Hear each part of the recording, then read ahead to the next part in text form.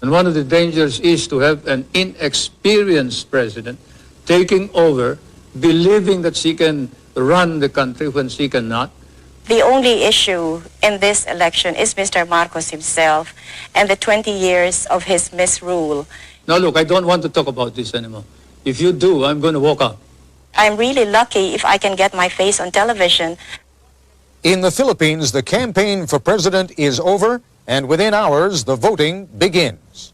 Good evening, I'm Ted Koppel, and this is Nightline. The contest has been raucous, bitter, and violent. In their final interviews before voters go to the polls, Philippine President Ferdinand Marcos and his challenger, Corazon Aquino. I deny categorically any speculations of the corruption and hidden wealth that is being alleged, so much so. Since he controls almost everything in this country, it is really unthinkable that we in the opposition, can manage cheating the way he is accusing us of. You will not be able to find any replacement of Subic and Clark, but you are free to get out anytime you think it wise to do so. I respect the military bases agreement, which will expire until 1991. And in the meantime, I will keep all of my options open. Filipinos are not known to be good losers. They're always sour grapes losers, and they never concede. But in this particular matter, Ted, I am so certain of victory. Mr. Marcos, as well as all of his cronies, will get justice, something which was denied my husband. This is a special edition of ABC News Nightline.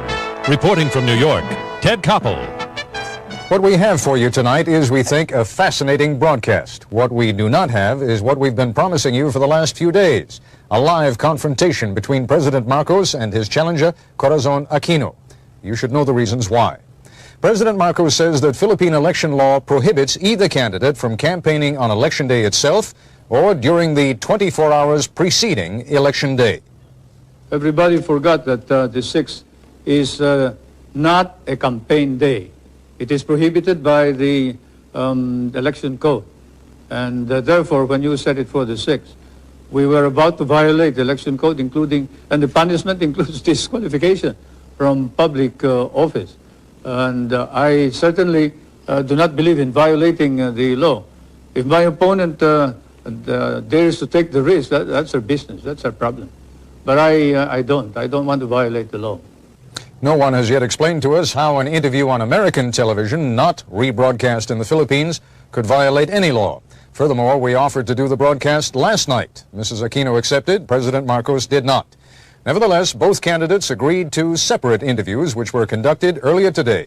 Because of the Philippine election law mentioned earlier, these are the final interviews of the Marcos and Aquino campaigns. As Nightline correspondent James Walker reports, the campaign, while short by American standards, has lacked nothing in intensity. When Corazon Aquino registered to run for president of the Philippines, she seemed a bit overwhelmed. The mere fact that many people are considering me a woman, just a housewife. But there was no self-doubt on the part of her opponent, President Ferdinand Marcos. Let us keep our appointment with destiny.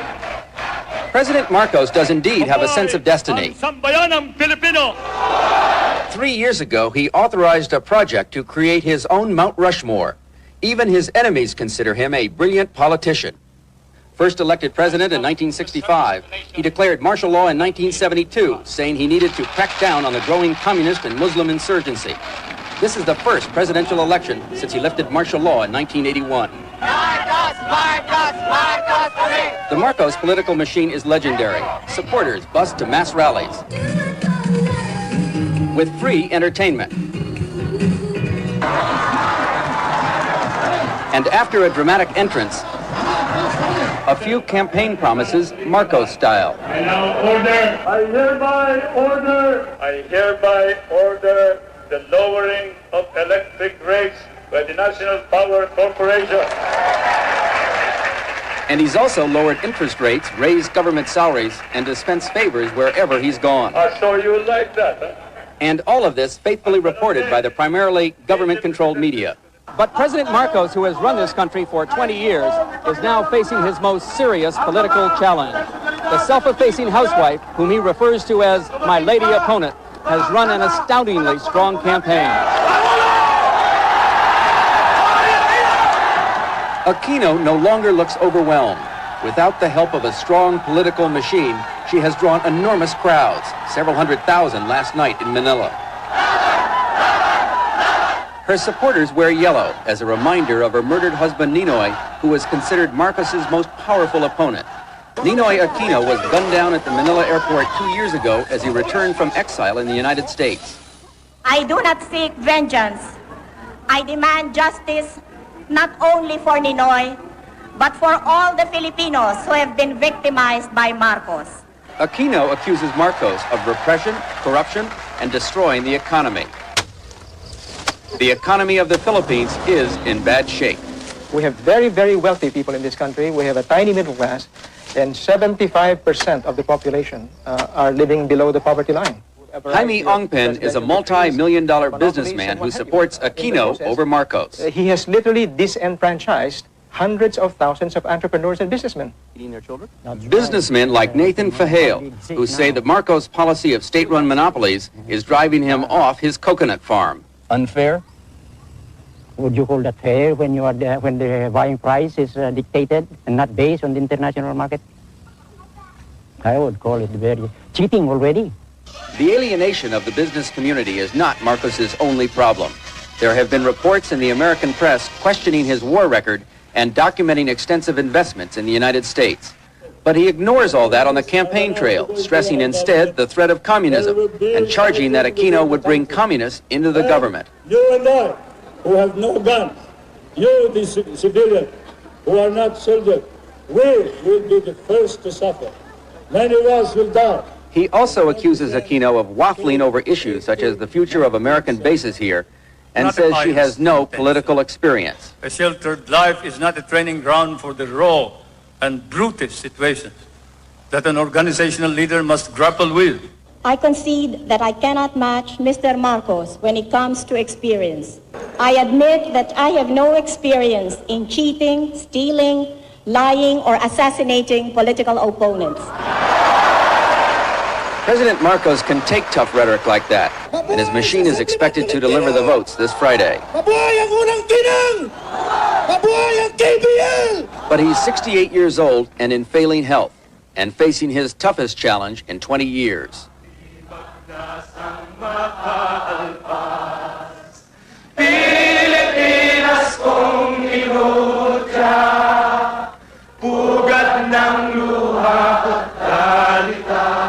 Meanwhile, the Aquino campaign is running on emotion. She's become more than a politician. She's become a symbol for change. This is James Walker for Nightline in Manila. When we come back, a warning from Mrs. Aquino that there may be real trouble ahead if Marcos tries to steal the election. And President Marcos tells us what he'll do if he loses fair and square.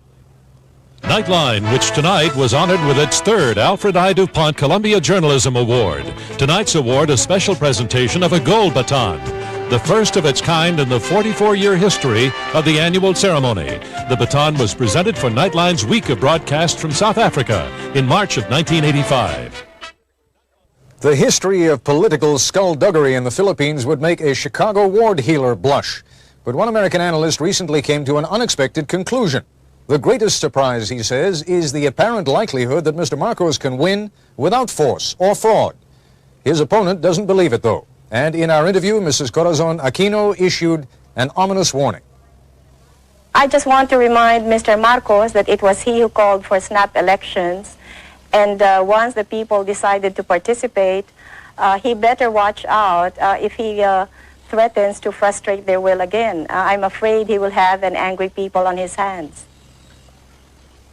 Mrs. Aquino, you keep making what sometimes sound like veiled threats and sometimes not so veiled. What do you mean he'd better watch out? Well, all along I have asked the people, not to engage in any violence. And so far they have listened to me. And if you may recall, just after my husband was assassinated, I did go on radio in our country, and I asked the people, to observe peaceful means and not to resort to violence, and they did obey me. But this time, they have a greater stake in this. It's not just CORY Aquino, but the future of our children and our children's children. So if they think that they have been cheated out of an election, I'm afraid they might not listen to me anymore if I still insist on going about this peacefully. Well, let me put it to you this way. You are running for president of the Philippines. You are putting yourself forward as the leader of your nation. And now, if I understand what you're telling me correctly, you're saying if the election doesn't go the right way, you may not be able to control even your own followers. That doesn't speak very well for your ability to be able to run the country. Well, Ted, the people who are with me now are so convinced that I will win. And if Marcos resorts to terrorism or to gross cheating, then the people who have supported me may finally think that the electoral process is just not advisable anymore. Are you raising the specter, the possibility of something approaching even civil war? No, not civil war, as long as I can manage it. In fact, I have said that if Mr. Marcos cheats me out of this election, then I will call for daily demonstrations. However, if these daily demonstrations will still not get us the desired results, then I am afraid that the people might not listen to me anymore. Mr. President, I don't remember any election in recent Filipino history, in fact, even in not-so-recent Filipino history, where the loser did not claim that there were technical and other reasons of foul. So, and perhaps you remember one, but I don't. I think you're right. Filipinos are not known to be good losers. They're always our great losers, and they never concede. But in this particular matter, Ted, I am so certain of victory that these declarations of my opponent that there will be a civil war in this country indicate how desperate they are. I certainly am concerned about your attitude that you feel that there would be cheating if I win, and there would be no cheating if she wins. No, I think it's the other way around. I realize it is a hypothetical question, but in every election, someone has to win, someone has to lose, and I wonder if you would address the hypothetical question, though. If you lose, will you stand down? I have never thought of it, but certainly if there is no question which nullifies the results of the election, as I said, I will perform my duty as president in accordance with law. When we come back, President Marcos addresses two of the most controversial issues of this campaign, his war record and his health.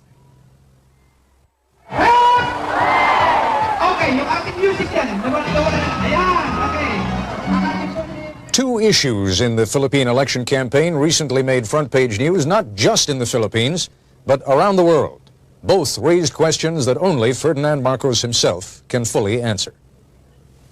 There have been repeated reports in this country by correspondents who say that your bodyguards have had to support you, quite literally, sometimes almost carry you, that you have been taken backstage, and that apparently you've been getting shots of some kind or another, or dialysis of some kind or another. Your health has been very much an issue, sir. I wonder if you would react Those to that. are fabricated. I have never been supported by my guard. I have a limp on the left knee where I was wounded in Bataan by shrapnel. And occasionally when I'm tired, I do limp a little, but I don't need any support. And I am proud of that wound. I am proud that occasionally I must limp. But certainly, being carried by my bodyguards is not part of it. I am carried by the crowd when I come into a rally as a mark of triumph. It's a part of the routine. And those foreign correspondents who report that I go in for a shot, now, I wish they could come with me so that they can see that I have to change my underwear, my shirt, undershirt, because I have caught a cold speaking in the rain. And this irritating repetition of these legends and fables about my health is certainly getting to be very boring. Mr. President, you mentioned a moment ago having received a shrapnel wound at Bataan, and that this old war wound sometimes comes back to trouble you. That, of course, raises another issue that has been very much here in the American press over the last couple of weeks, both in the New York Times and in the Washington Post. Both of them have done extensive articles which suggest that your claims and the claims of your supporters that you are so highly decorated are fabricated claims. I don't think that that is the story. It's a story about my guerrilla group. It's not about the medals. Even here, when the case of libel was filed, the publisher here did not question those medals. It's only you, Americans, who question it. I am not going to degrade myself by talking about those medals. If the American government wants them back, they can have them back. It's a good thing that we did not burn them. It's a good thing that we did not burn them at the end of the war, when you refused to give us our back salaries and refused to recognize all of us, and we were not entitled to education benefits, we were not entitled to medical benefits.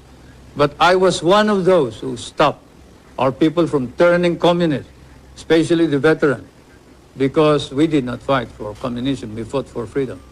Now I wonder whether we also fought for the Americans and the American flag, to which we had sworn when MacArthur inducted us into the USAFE. I have no regrets, however, about having fought in Bataan. I have no regrets about fighting beside American soldiers.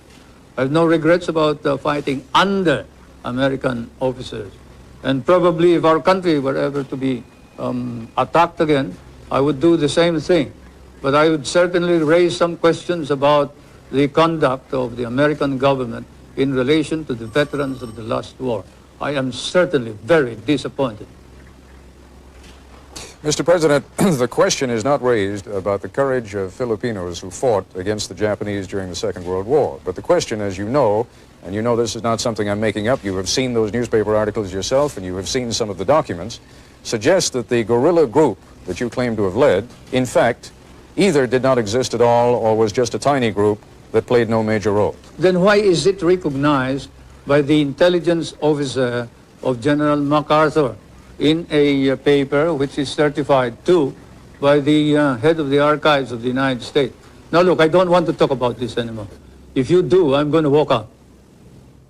When we come back, President Marcos plays his strongest card, and Mrs. Aquino responds. The issue? Political experience. It is certainly a major debating point for the Philippine president. He's got a lifetime of political experience. His opponent has almost none. President Marcos has been accused of running the issue into the ground, however, with consistent and disparaging remarks about Mrs. Aquino. Here's what the two candidates had to say about the question of Mrs. Aquino's political experience. First, President Marcos. You've had some rather disparaging remarks to make about Mrs. Aquino, not the least of them being that in effect, she has experience as a housewife, but little else. Do you think she has gained in stature over the last few weeks? And do you think it is possible that if she is elected, that she could serve effectively as President of the Philippines? I still believe that you need somebody who has been experienced to run our government in this time of crisis. I have nothing against her, but certainly when, say, your son is sick and he needs an operation or he needs the expertise of a good doctor, you don't pick just anybody who has honesty and sincerity in order to cure your son. In that situation where she has no experience whatsoever is something that we have to accept and admit realistically that she had the nerve to run without any experience whatsoever. As she admitted, and it's not me who has said that she is inexperienced, it is her who said, what do I know about running a government? And as an ordinary citizen, I would cry out immediately against anybody who says that being given the presidency. But as President of the Republic, I think it's my duty to call attention to this danger. I know that you made a great deal, and it is an excellent rhetorical device, of saying, yes, you are inexperienced. You are inexperienced in corruption. You are inexperienced in crime. You are inexperienced in dictatorship. But let's be candid about it. You are also inexperienced in leadership. Now, there is a difference even between running a campaign as the widow of a martyred and beloved leader and running a country that is, as you yourself have pointed out, in a great deal of trouble. To those who are neutral about you, what do you say about your lack of experience? Well, more than experience, I think it is credibility that counts. And the truth of the matter is that the Marcos government has lost all credibility, and no way can Mr. Marcos possibly lead our country back to recovery because the Filipino people no longer believe in him. I realize that I am inexperienced, but as Mr. Marcos himself confessed, it took him 6 months to learn how to be president. And I guess I can do the same thing. As we all know, there is no school for presidents, so I don't think that should be a point against me. Your own George Washington definitely had no experience either. It is possible that he had no experience as a president, but he certainly had some experience in leadership when he became president. And you are trying to become now the leader of a fractured country, the leader of a country that has enormous economic problems, the leader of a country that is rife with corruption, as you yourself have said, the leader of a country that has so many problems that one wonders how even the most experienced leader would be able to take care of them. I don't mean to harp on it, but it is the central issue of the campaign against you. And what I would like you to focus on for a moment is not you simply as an alternative to President Marcos, but you on your own merits. I realize how many people may think that I am not, the perfect solution to everything, but let's just say I am the best available solution to our problem. There are a great many people within your own coalition, within your own party right now, who see you as a useful device for getting rid of President Marcos, but who may have plans of their own for then shuttling you aside and having used you, then taking over power themselves. How would you prevent that from happening? Nobody can use me, and I showed this very clearly when I insisted that I would be the presidential candidate. I mean, if people wanted me to defeat Marcos, they would have to do it my way. And you can ask the politicians, the leading politicians in the opposition, how I was able to get all of them to agree that I would be the presidential candidate and not anybody else. Otherwise, we would have had 2 candidates instead of just 1. Again, Mrs. Aquino, the point I'm making is that I can see why they would be willing to stand aside for the immediate goal of getting President Marcos out of the way. But now we're talking about real power. Now we're talking about the power of governing and leading the Republic of the Philippines. And my question is, are you confident that you can continue to rule even when some of these people are going to be trying to take power away from you? Yes, I'm very confident of that because there were no deals involved when I ran for president. So nobody has a hold on me. I am my own person. I intend to continue being that kind of person. As I said, I don't owe anybody any favors. When we come back, how the 2 candidates intend to deal with an issue of crucial strategic importance to the United States, the future of U.S. bases in the Philippines.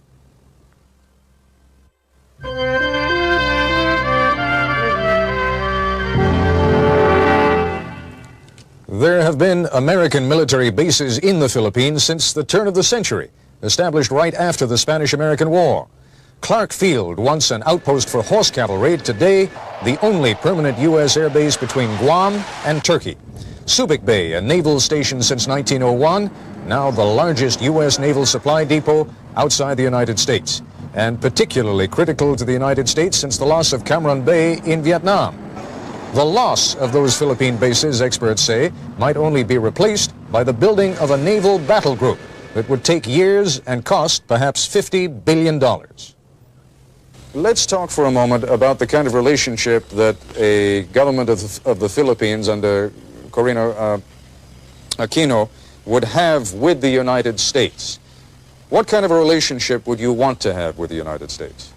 Well, I would like to continue our friendly relations with the United States, and I see no reason why that cannot be so. In fact, I would like to strengthen those relations, and definitely we will be in direct dialogue with your government. So I really see no problems there. Well, the problems again, and it seems to me that there has been a little bit of waffling on the issue of the bases over the course of the last couple of months. Would you tell me now in these final hours of the campaign precisely what your position on the bases at Subic Bay and Clark Air Force Base are? What is your position now? All right. I respect the military bases agreement, which will expire until 1991. And in the meantime, I will keep all of my options open. I know that no sovereign state can ever allow any part of its territory to be in the perpetual possession of a foreign power, and I think no ally of ours will be demanding this of me. I am not hearing from you the kind of reassurance that I think Washington really wants to hear. Now, obviously, you're under no compulsion to give it, but I wonder whether that is deliberate. No, it's not deliberate. Before the RP-US bases agreement expires in 1991, we will be in consultation with the United States, with our neighboring countries, especially the members of ASEAN, and above all, we will be consulting with the Filipino people so that we will be able to reach an agreement which will be to the best interest of the world, but in particular, the Philippines. I've always maintained that those bases are needed by the two governments and probably by Asia itself, if not the world. You cannot project your naval and air power beyond the South China Sea as well as to the Indian Ocean and the Hormuz Straits in the Middle East without those bases. And we also recognize that Asian countries may be in danger if the balance of military power were not maintained between the two superpowers. And therefore, the ultimate noble purpose of all of this is to maintain that military balance in order that we can avoid war in Asia. This is to the advantage of not only the United States and the Philippines, but to the advantage of all of Asia and perhaps of the Middle East, Europe, and perhaps the world. When you hear people speculating in this country, and there has been some considerable speculation, that perhaps things are becoming a little bit too dicey in the Philippines and that the United States ought to think about putting its bases elsewhere. You take that seriously? I take it seriously, and certainly we would not stop you if you want to get out of the Philippines. Do you think that Subic and Clark can be replaced? You will not be able to find any replacement of Subic and Clark, but you are free to get out anytime you think it wise to do so. When we come back, both candidates respond to the charge that fraud and corruption have become a way of life in Philippine politics.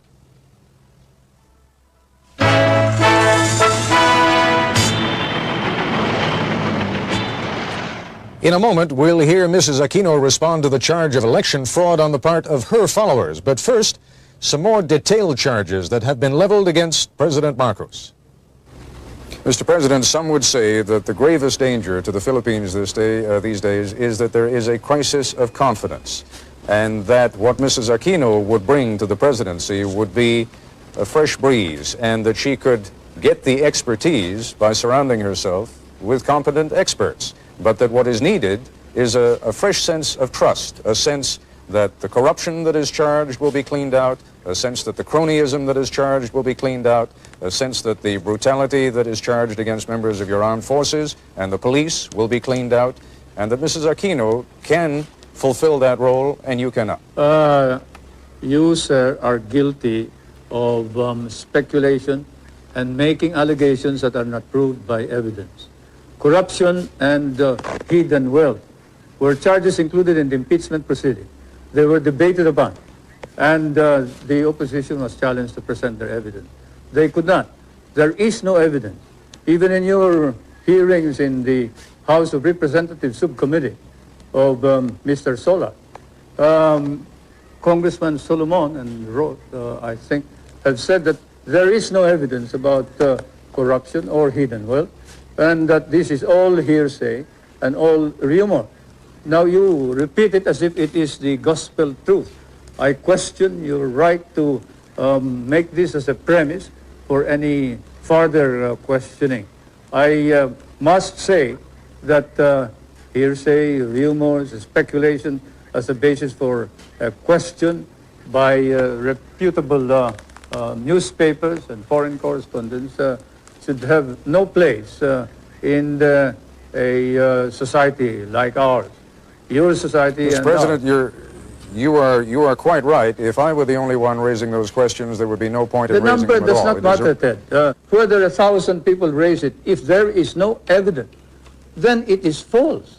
Whether it is raised by 10,000 people, if there is no evidence, then it is patently false. Numbers do not matter. It is evidence that matters. And you don't have any evidence. Mr. Solars has no evidence. The opposition has no evidence. They're just talking loud, and they're engaged in a smear campaign, and you are helping them. Mr. Solars claims that he has testimony from someone who met with who claims that he has testimony from someone who met with your wife, Mrs. Marcos, who spoke to him of properties that you hold through other names in New York, and that Mrs. Marcos said to this man who testified before the committee that she expected by 1987 to have $70 million worth in profits on those properties. Now, that is the testimony. You're saying there is no testimony. It may be inaccurate, but the testimony, sir, is there. The witness, when asked by Congressman Solomon whether there is any evidence whatsoever proving this, said, I merely heard it.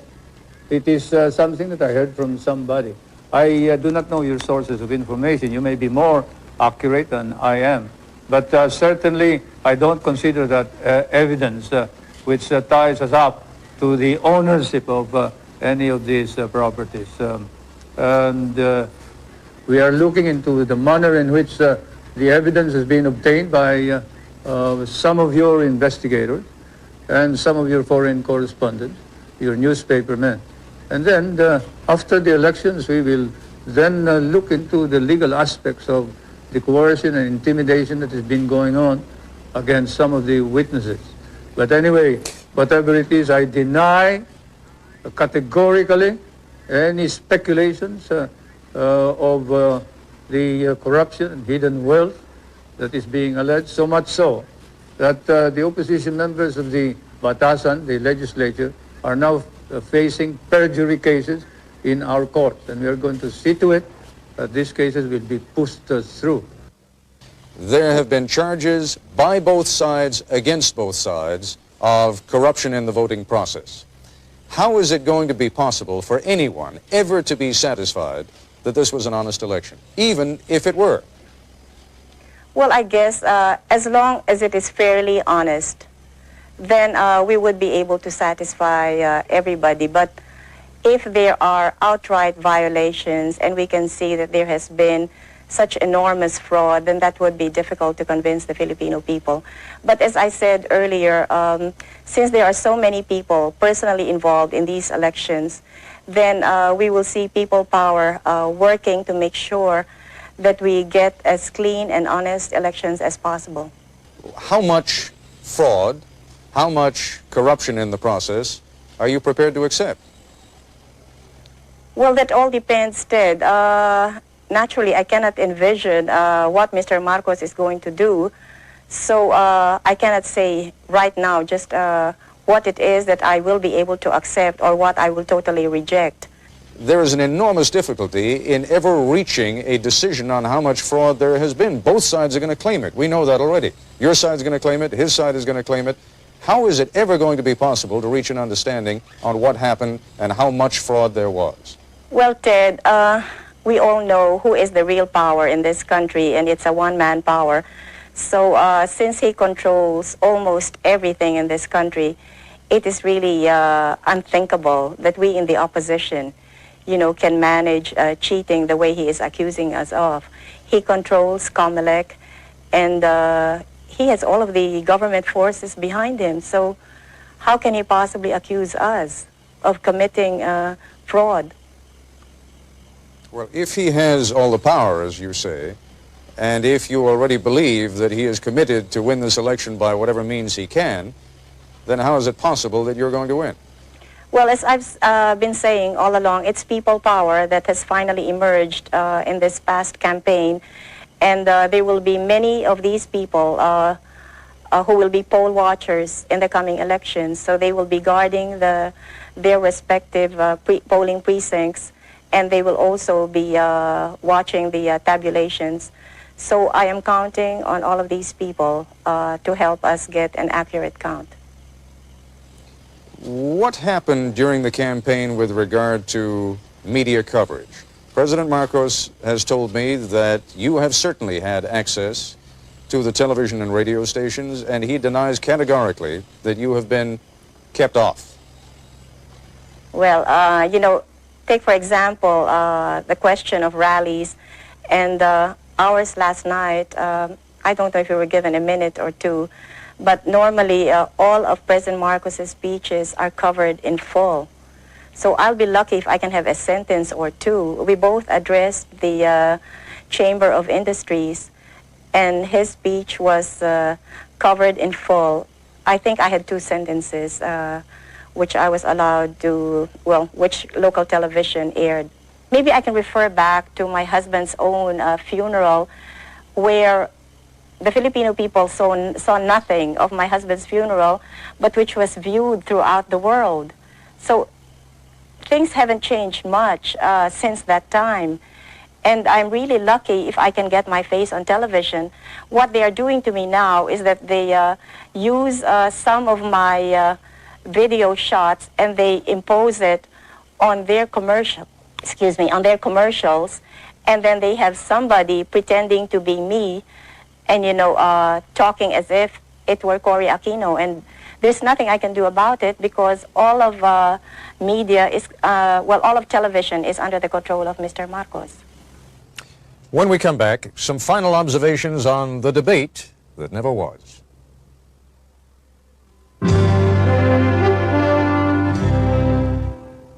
The live debate, of course, never happened. During the course of my interview with President Marcos today, I asked if he would still consider talking directly to Mrs. Aquino on Nightline if we were able to arrange it before the legal deadline that prohibits further campaigning. It must be noted that the President said he would. It must also be noted that he set certain conditions. He and Mrs. Aquino would have to be at the same location. I would have to be joined by at least 2 Filipino journalists who would also pose questions. They would have to be acceptable to both candidates. And all of this would have had to be arranged within 8 hours. That is, before the campaign legally expired at 11 o'clock this morning, our time. We tried. But Mrs. Aquino was making a final campaign swing through her home province of Tarlac, several hours from Manila. It was there, in fact, that I interviewed her. That's why she was on the phone. We wish there could have been a debate here. Even more, we wish there could have been a debate there, before the voters of the Philippines. Somehow, despite the fact that President Marcos and Mrs. Aquino claimed to want that, it never came to pass. Tomorrow on World News Tonight, the latest on the Philippine elections with Peter Jennings anchoring the broadcast live from Manila. That's our report for tonight. I'm Ted Koppel in New York. For all of us here at ABC News, good night.